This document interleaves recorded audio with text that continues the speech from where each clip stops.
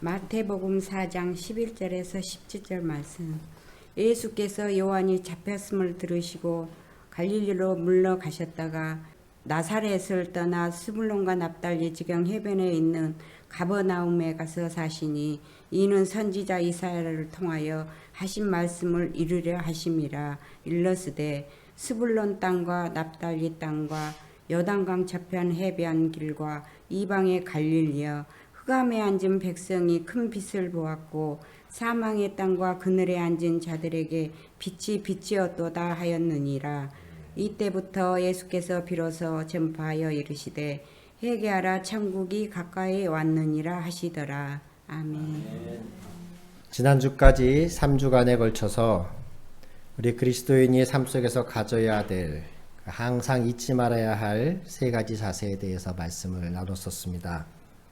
그리스도인의 삶은 하나의 여정이며, 첫 번째로는 위를 향한, 즉 하나님을 향한, 그분을 더 알아가고 그분과 더 친밀해짐을 위한 여정이어야 하며, 두 번째로는 내 안으로의 여정, 즉 나 자신을 더 성찰하고 주님이 나를 보시듯 나를 보시는 것을 배우는 여정이어야 하며, 마지막 세 번째로는 타인을 향하여, 세상을 향하여 나아가는 밖으로의 여정이라고 말씀드렸습니다.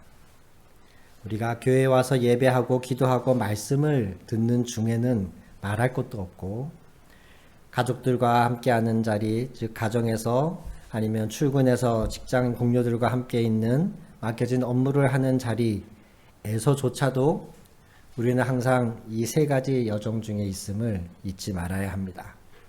그 어떤 순간에도 하나님은 그 상황을, 그 사람을 통해서 우리 안에 하나님을 알아가도록, 또는 내 자신을 깨닫도록, 또는 다른 사람을 섬기도록 인도하고 계신 것입니다. 이 세 가지의 자세로, 태도로 우리가 살아갈 때에 주님이 이끄시는 그 길에서 좌로나 우로나 치우치지 아니하고 끝까지 주님과 동행하게 될 줄로 믿습니다. 지난주까지의 세 가지는 그리스도인의 삶의 태도, 자세라면, 오늘부터 약 3주간에 걸쳐서는 그리스도인이 지향해야 할 표대라고 할까요? 아니면 비전이라고 할까요? 그런 것에 대한 이야기를 나누고자 합니다. 오늘 말씀을 보시면은요, 12절에 그렇게 시작합니다. 예수께서 요한이 잡혔음을 들으시고. 예수님은 하나님의 아들로 이 땅에 오셨음에도 불구하고 무려 30여 년간을 갈릴리 지역에서 그저 가족들을 섬기며 결혼도 안 하시고 조용히 살아가셨습니다. 무명의 갈릴리 주민 중에 한 분이셨습니다. 예수님 안에는 본인이 하나님의 아들이심에 대한 확신이 항상 있으셨습니다. 그가 12살 때쯤 예루살렘에 갔다가 부모님께 얘기도 안 하고 성전에서 교사들과 이야기를 주고받으며 있었던 것을 기억하시죠? 그때 부모가 찾으러 왔을 때에 내가 아버지의 집에 있어야 할 줄을 왜 알지 못하셨습니까? 이렇게 말씀을 하신단 말이에요. 이미 그때부터 당신이 하나님의 아들이심에 대한 자각, 이것은 분명한 분이었습니다. 근데 그럼에도 불구하고 그분은 무려 30여 세가 되도록 결혼도 안 하시고 그저 묵묵히 가정을, 부모님을 섬기고 있으셨어요. 그러다가 그분이 공생애에 본격적으로 임하신 사건이 바로 방금 읽은 세례 요한이 잡혔다는 소식을 들으면서부터입니다.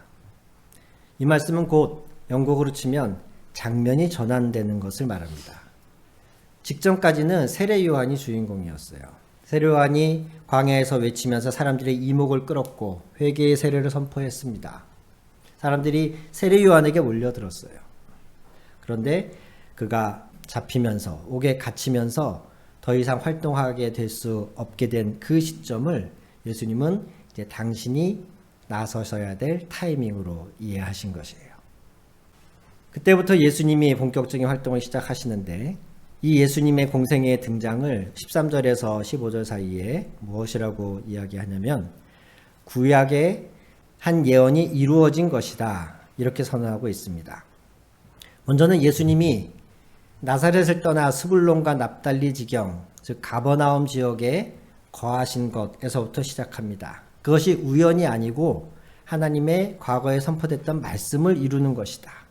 이사야서의 9장 1, 2절 말씀을 인용한 말씀을 적고 있는데 이렇게 적고 있다고 합니다. 15절과 16절을 읽으면요. 스불론 땅과 납달리 땅과 요단강 저편 해변 길과 이방의 갈릴리여 흑암에 앉은 백성이 큰 빛을 보았고 사망의 땅과 그늘에 앉은 자들에게 빛이 빛이었도다 하였느니라. 이사야 9장 1, 2절에 기록되어 있던 이 말씀, 스불론, 납달리, 요단강 저편의 해변과 이방의 갈릴리 지역, 그들을 향하여서 이사야 선지자가 선포했던 그 말씀이 이제 이루어지고 있다. 예수 그리스도께서 스불론, 납달리 지경에 즉 가버나움에 사시는 것에서부터 그 말씀이 지금 성취되고 있다. 그 말씀은 결국 무엇을 목표로 하고 있느냐? 흑암의 땅에 앉아있던 모든 이들, 단지 이스라엘 예루살렘만이 아니고 유대인만이 아니고 사망의 땅, 흑암의 땅에 앉아서 빛을 보지 못하고 있던 모든 자들에게 이제 빛이 비칠 때가 되었다. 즉 하나님이 모든 인류를 구원하시려는 모든 흑암에 앉은 백성들에게 빛을 비추시려는 그 일이 이제 시작되었다. 이사야 시절에 이미 그것이 선포되었고 예언되었는데 지금 그리스도 예수를 통하여서 그 일이 시작되었다. 이렇게 예수님의 공생의 시작을 이미 예언된 하나님의 말씀의 성취라는 차원에서 마태는 소개하고 있습니다. 이렇게 등장하신 예수님이 17절에 말씀하십니다. 이때부터 예수께서 비로소 전파하여 이르시되 회개하라 천국이 가까웠느니라 하시더라. 아멘. 마태복음에서 천국이라고 기록된 이 단어는 하나님의 나라를 의미합니다. 주로 유대인들을 대상으로 마태복음은 기록된 것으로 성서학자들은 파악하는데 유대인들은 하나님의 이름을 입에 올리는 것조차 불경하게 생각하던 사람이었어요. 그래서 감히 하나님, 야훼 이렇게 직접적으로 부르지 못하고 하나님의 나라 이렇게 표현하지 못하고 천국으로 표현을 한 것이에요. 마태복음의 천국은 누가나 마가복음의 하나님 나라이고 요한복음의 표현으로 하면 영생입니다. 이것을 같은 맥락으로 보셔야 됩니다. 예수님이 등장하셔서 처음 선포하신 내용이 회개하라. 천국이 가까웠느니라. 하나님 나라가 가까이 왔다. 너희 회개해라. 돌이켜라. 이렇게 말씀하신 것이에요. 사도행전 1장으로 가셔서 1장 3절 한번 보실까요?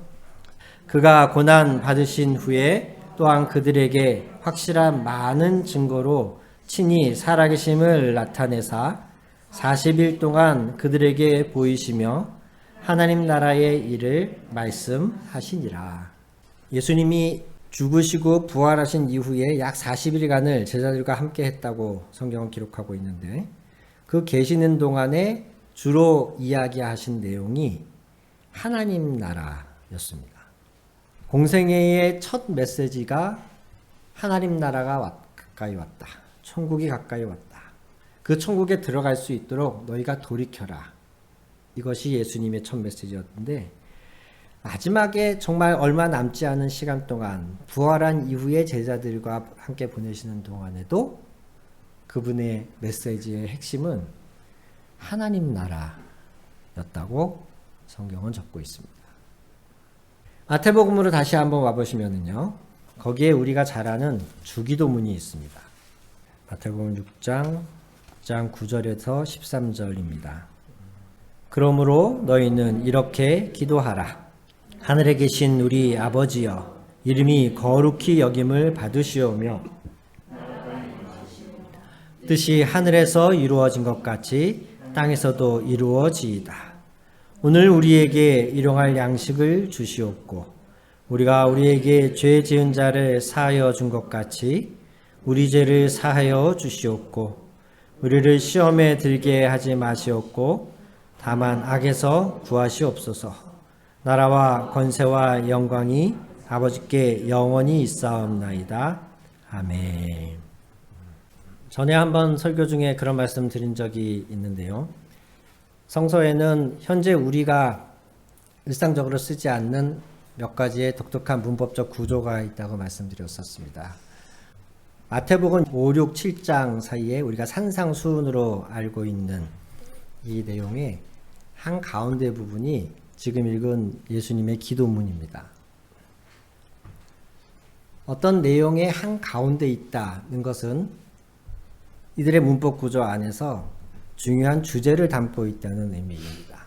또는 시작과 끝부분을 감싸고 있다. 우리 수미상관법 이렇게도 얘기하는데 시작과 끝을 같은 내용으로 강조하고 있다. 이건 역시 중요하다는 의미입니다.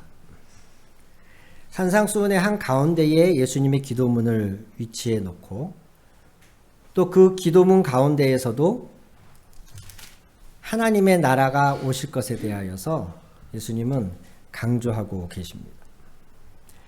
방금 읽은 기도문에서 9절과 10절 두 가지는 하나님을 위한 기도 청원이에요. 그 이름이 거룩히 여김을 받으시기를, 나라가 임하시기를, 그 뜻이 이루어지기를.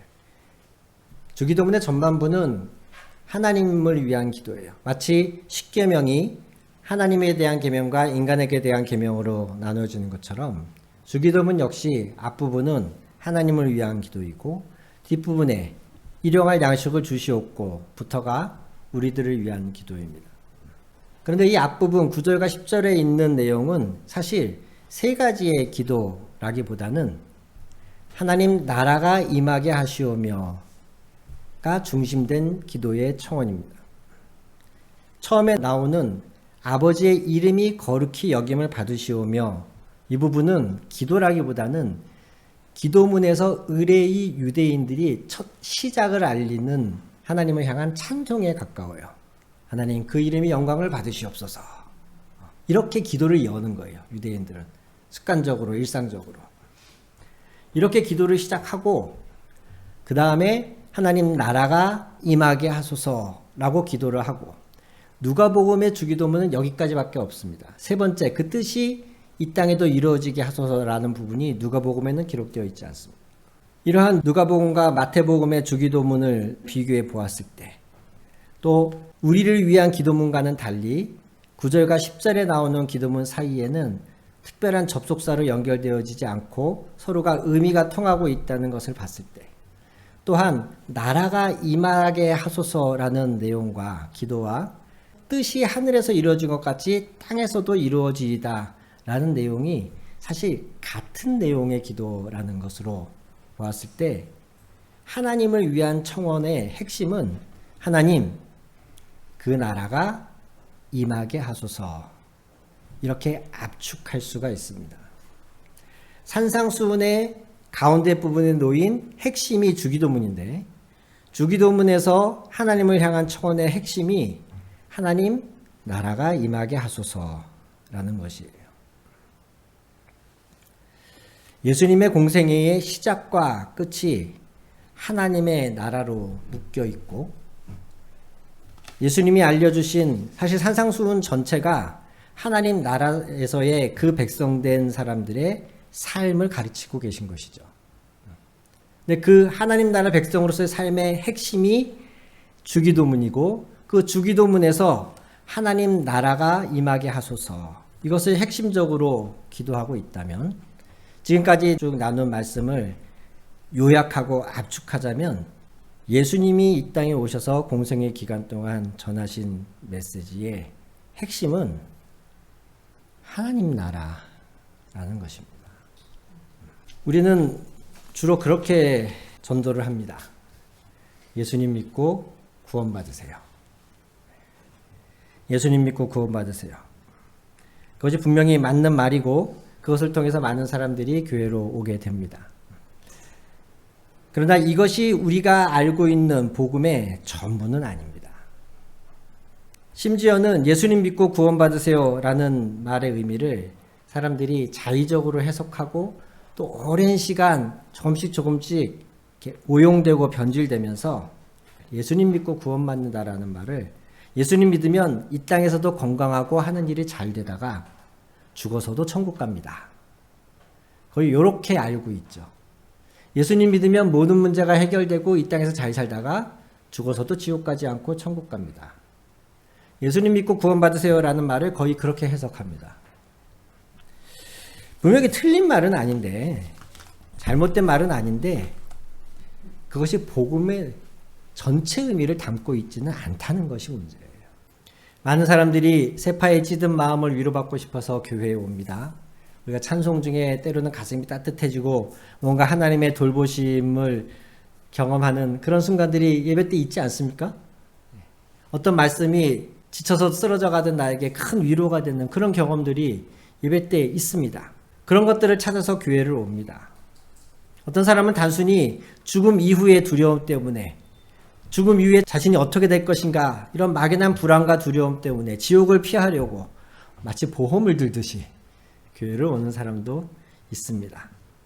단순히 어떤 인간관계 때문에 교회를 오는 사람도 있고, 기도하면 들어주신다, 이러한 체험 있는 사람들의 이야기를 통해서 자신도 무언가 하나님께 좀 얻고 싶어서, 자신의 현실 처지가 너무나 비루해서 하나님의 도움 받고 싶어 교회로 오는 사람들 있습니다.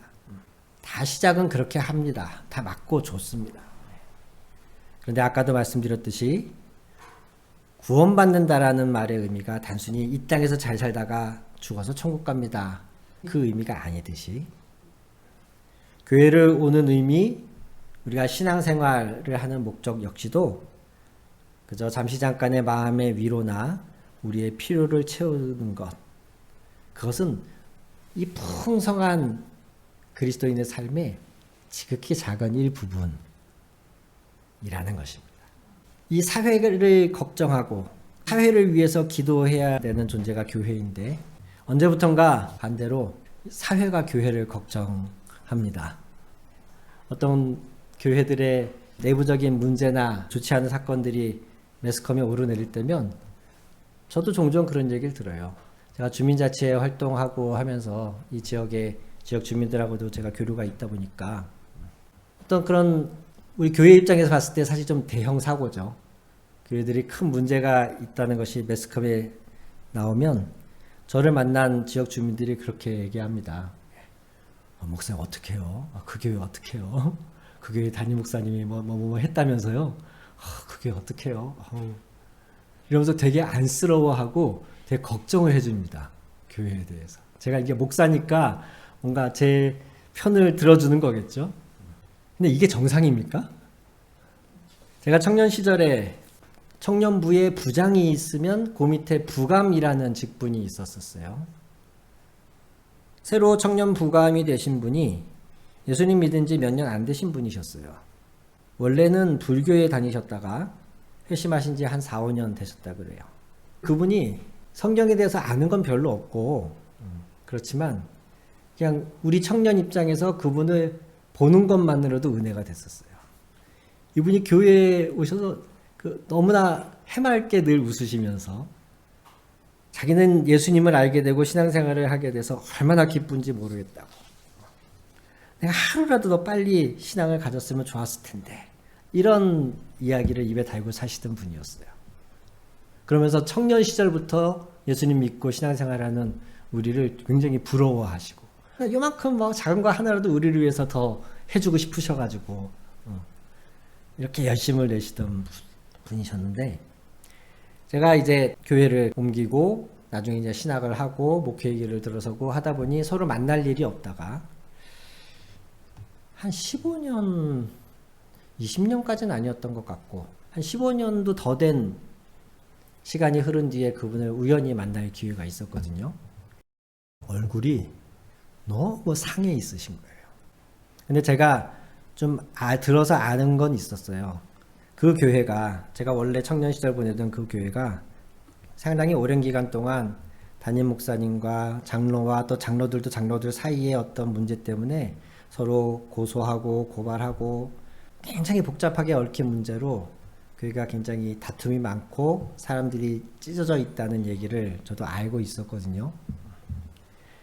근데 저는 그분이 그 다툼과 분쟁의 한복판에 있다는 그 사실을 몰랐어요. 근데 15년도 더 지나서 그분을 만났을 때 그분이 바로 그 담임 목사와의 대척점에 서서 아주 치열하게 싸우고 계신 분이었더라고요. 그래서 오랜만에 옛날에 알던 청년 만났으니까 그분도 너무 반가우셔서 너무 좋아가지고 막 지금 교회 안에 있는 얘기들을 막 해주시는 거예요. 근데 저는 교회 안의 문제의 내용은 잘 들리지 않고 그 말을 하는 그분의 얼굴 표정이 너무 안타깝고 너무 속상한 거예요. 그걸 얼굴을 보면서. 과거에 그렇게 천사 같고 교회에 오는 게 행복하다고 하루라도 더 빨리 예수님 믿었으면 좋았을 텐데 라고 말씀하실 때 그 얼굴 표정을 기억하는 저로서는 지금 목사 험담, 장로 험담, 뭐 교회가 이래서 되겠냐라고 말하는 그분의 얼굴을 보면서 야, 이분이 과연 개종을 한 것이 잘하는 일일까? 불교 다니다가 불교를 믿다가 교회로 옮긴 것이 단지 지금 이 모습을 봤을 때는 결코 이분에게 덕이 되지 못했다라는 생각이 들더라고요. 누군가가 새 직장을 구하는데 어떤 업종의 회사인지, 사내의 복지는 어떠한지, 장래성은 있는지, 초봉은 얼마이고 앞으로 얼만큼의 내가 승진 내지는 봉급의 인상 가능성이 있는지 등등을 고려하고 직장을 구하지 않겠습니까? 근데 만약에 여러분의 자녀가 새로운 직장을 구하면서 이런 얘기를 한다고 한번 생각해 보십시오. 요번에 가려고 하는 회사는 사옥이 기가 막혀. 엄마, 사옥이 정말 멋져. 아니면 그 회사 주변에 맛집이 정말 많아요. 심지어 면접 보러 그 회사를 갔더니 안내하는 데스크 여직원이 너무 예뻐요. 만약에 이런 얘기를 하면서 그 회사를 가겠다 말하는 사람이 있다면 제정신이 아닐 겁니다. 교회를 다니면서 신앙생활을 하면서 여러분 우리가 무엇에 집중해야 될까요? 그리스도인이라면 무엇을 목표로 무엇을 지향하며 사는 것이 진짜 그리스도인이고 진짜 기독교일까요?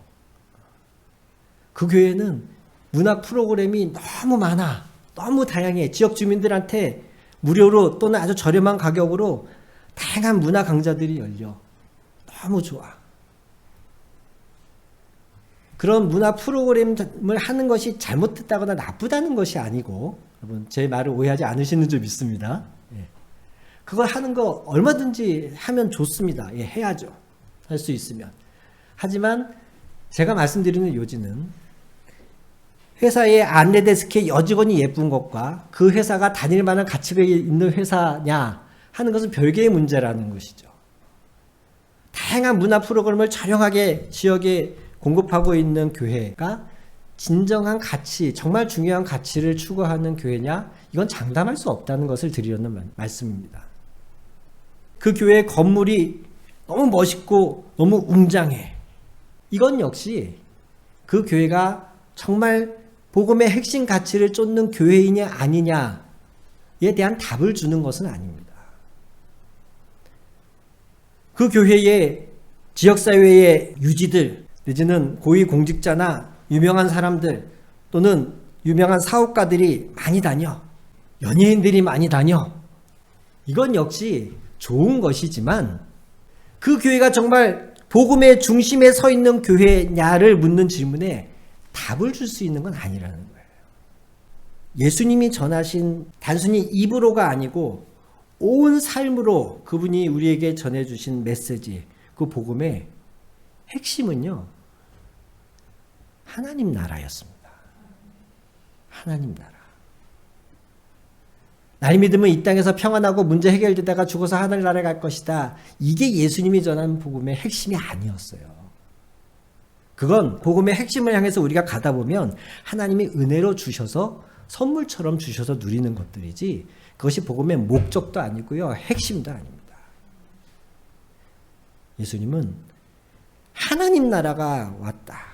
너희가 지금까지는 이 땅에 공중곳에 잡은 자들에게 이 나라의 시스템에 갇혀서 살았지. 이제는 하나님이 왕노릇 해주시는 하나님 나라가 왔다. 하나님이 진정한 너희의 아버지가 되어주시는 하나님 나라의 문 앞에 서 있다. 예수님이 이렇게 선포하시며 당신의 공생애를 시작하셨고 그 나라가 우리의 삶 안에 신앙생활을 통해서 임하시도록 기도하라고 가르치셨고 부활하셔서 그 며칠 남지 않은 시간 동안에도 막 시간 쪼개가면서 우리가 시험 공부할 때도 막 초치기 분치기 하지 않습니까? 아마 예수님 마음도 그러셨지 않으셨을까 싶어요. 며칠 후면은 이제 올라가셔야 되는데 정말 마지막으로 제자들에게 요약해줘가지고 핵심만 가르치고 싶으신 마음이 예수님께도 있지 않았겠습니까? 그때 선택하신 주제가 뭐냐면 하나님 나라예요. 예수님은 당신의 공생애를 하나님 나라로 시작해서 하나님 나라로 맞추시는 거예요. 그러면서 계속 그 하나님 나라가 임하시도록 기도해라. 우리 한 사람 한 사람이 좋은 신앙인이 되는 것, 좋은 교회가 되는 것을 위해서는 우리가 바라보아야 할 표대가 바로 잡혀야 된다고 믿습니다. 단순히 많은 성도를 모으는 것, 교회 사이즈가 커지는 것, 교회가 이 지역사회에 여러 봉사나 섬김을 해서 우리 교회의 브랜드, 교회의 영향력이 커지는 것, 단순히 성도들에게 오직 복받도록 물질적인 축복받도록 그저 기도만 해주는 것, 이런 것이 아니고 예수님이 그토록 전하고 싶으셨던 온 삶을 통해서 우리에게 보여주셨던 하나님 나라라고 하는 초점을 분명히 잡고 가야 저와 여러분 모두가 단순히 교회만 다니는 명목상의 그리스도인이 아니고 우리 주님이 마지막 때에 착하고 충성된 종이라고 칭찬하시면서 그 품에 안아주실 그러한 성도로서의 삶을 살아갈 수 있으리라고 생각합니다. 오늘부터 한 두 번 더 하나님 나라를 주제로 말씀을 나누려고 하고요. 왜냐하면 다시 말씀드리지만 복음의 핵심이 하나님 나라이기 때문에 이것은 곧 특별히 하늘향교회가 지향하고 바라보고자 하는 신앙의 중심이기 때문에 이 주제로 몇 번 더 말씀을 전하겠습니다. 저희 주보에 보시면 맨 첫 페이지에 저희 하늘향교회는 하나님 나라를 지향하고 그래서 하늘 향할 때 첫 번째 향은 지향한다 할 때 향할 향자입니다. 그러나 우리는 그저 저 앞에 멀리 있는 하나님 나라를 향해서 달려가기만 하는 교회는 아니고 예수님이 말씀하신 것처럼 이미 이곳에 임한 하나님 나라를 누리는 교회가 되기를 바라며 그래서 그것을 누릴 향자의 하늘 향입니다. 마지막으로는 우리가 누리는 우리가 지향하는 그 하나님 나라를 이 땅에 전하는 그 향기가 되고자 하는 하늘향 교회입니다. 이것은 아마 제가 목회하는 한은 변하지 않고 우리가 지향하는 목표, 우리의 표대가 될 것입니다. 주일날 와서 예배 잘 참석하고 그저 헌금 일부분 하고 종종 교회에서 필요로 할 때 몸으로 봉사하고 섬기는 것. 이 정도의 신앙생활로 만족하고 그것으로는 충분하다라고 생각하기 때문에 대부분의 사람들이 거기에 머물러 있기 때문에 아까 말씀드린 것처럼 교회의 조직이나 또 그 교회 조직이 운영되는 방식이나 교회가 지향하는 바는 세상과 크게 다르지 않은 것이 오늘날의 문제입니다. 분명히 재직회 하기 전에 기도로 시작해놓고 회의를 진행하는 내내 싸우고 다투고 서로 욕하고 그리고 마칠 때는 어떻게 해요? 기도로 마칩니다. 기도로 시작하고 기도로 마치면서 그 안에 내용은 전혀 하나님 나라와는 상관없는 내용들. 예수님은 가슴 아프시게 해드릴 그런 언행들이 오가는 게 오늘날의 현실이지 않습니까? 세상이 교회를 걱정하는 지경에까지 이르렀지 않습니까? 우리의 신앙생활이 정말 무엇을 표대로 해야 할지를 점검하고 그 표대가 바로 정해지는 것이 단순히 얼마나 열심히 하느냐, 얼마나 빨리 가느냐보다 더 중요하다고 믿습니다. 저와 여러분 모두가 예수님이 그토록 우리에게 전하고 싶으셨던 하나님의 나라. 이것을 알고 이해하고 여기에 초점을 맞춰야 정말 신앙생활을 하는 거구나. 그저 주일 성수하는 것 정도가 신앙생활의 다가 아니구나. 오늘 이 설교를 전하는 제가 기대하고 바라는 것은 여러분 안에 이러한 인식 전환이 일어나는 것입니다. 그 하나님 나라가 어떤 것인지 이건 아직 더 많은 시간을 들여서 제가 더 나눌 이야기이고, 오늘 이 설교를 통해 바라는 것은 단 한 가지입니다. 신앙생활을 제대로 하려면 하나님 나라를 알아야 되는구나.